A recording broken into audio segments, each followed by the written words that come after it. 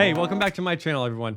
Today, I'm going to be talking about whether or not we're going to see a huge housing market crash, how we got to this point, and is there going to be a major foreclosure crisis, and what effect has the COVID pandemic had this year? So let's get into the video. So for anyone that's been keeping up with real estate, you know that in the beginning of 2020, the market was off to a really great start, both the housing market and the stock market. So a lot of people wondered, what's going to be the effect on that housing market, especially if a lot of people start losing their jobs? That was the question at the beginning of the pandemic. So in the beginning of the pandemic, there was a lot of uncertainty, as you would expect. However, properties continued to sell at higher than ever prices, and the market continued to do well, which shocked me personally. Not surprisingly, at the beginning of the crisis, the housing market inventory started to dry up as people were taking their houses off the market or just holding off just because times were so uncertain. And that trend has continued on. Housing inventory is very low today, while demand is relatively high given the amount of uncertainty in the market. And so that's what we want to focus on. We want to take a look at supply and demand, not so much as how many houses are on the market compared to last year, because what really drives prices is the amount of supply and the amount of demand in the market, which, as I'll talk about in this video, has remained quite steady, and that's why you see the prices of houses continue to skyrocket. And let's talk about why that is.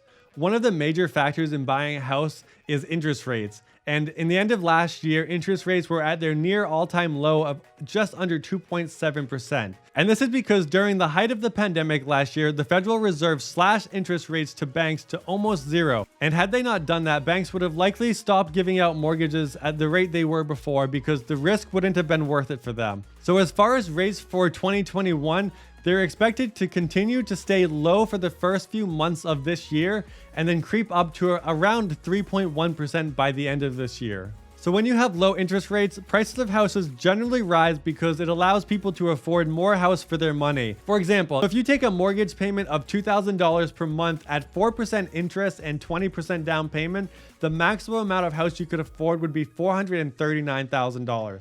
But if you adjust the interest rate alone just down to 2.8%, which is what the average interest rate is today, that would allow you to afford a house of over $500,000, which would be about a $67,000 increase over the 4% interest rate mortgage. So it's basic supply and demand, which is what is causing the housing market to continue to soar despite the pandemic, despite so many people losing their jobs.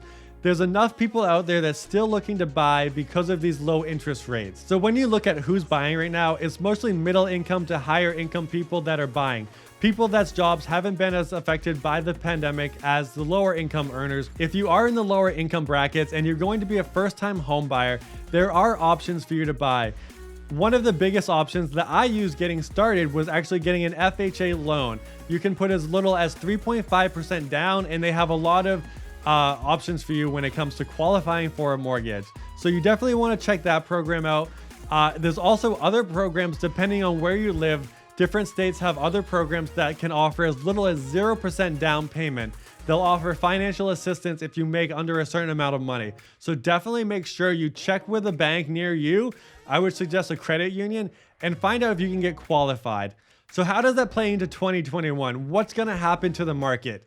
Well, in 2020, prices of homes soared. They were some of their all-time highs. In 2021, they're expected to rise nationally on average about 6%. Of course, some areas may see a dip, some may see a much higher return, but on average, about 6% increase is what you should expect. So the market is very unlikely to crash this year unless something else happens that's been unforeseen. As long as we continue at this rate, everything should be okay. And like I said before, this is primarily due to supply and demand. That's why even though the housing market is much more limited, there's still plenty of demand. So housing prices aren't going anywhere in the foreseeable future. So let's move on to foreclosures.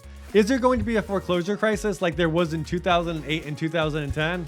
Well, from the data we have, it shows that we're not expecting a foreclosure crisis of any sort like that. While mortgage defaults and foreclosures are expected to increase due to the pandemic, it's going to be more of a trickle effect versus a wave of foreclosures. In 2008, 2010 timeframe, there was more of a wave of foreclosures that hit all at the same time. This time it's going to be over a much larger period of time, so there will be less negative impact on the market. In fact, it's estimated that there will be about 200,000 to 500,000 foreclosures in 2021. And going on from there, in the next 2 years, there's expected to be about 70% more foreclosures than there had been previously. Another difference in 2021 versus 2008, many Americans that own houses today have a lot more equity than they did in 2008.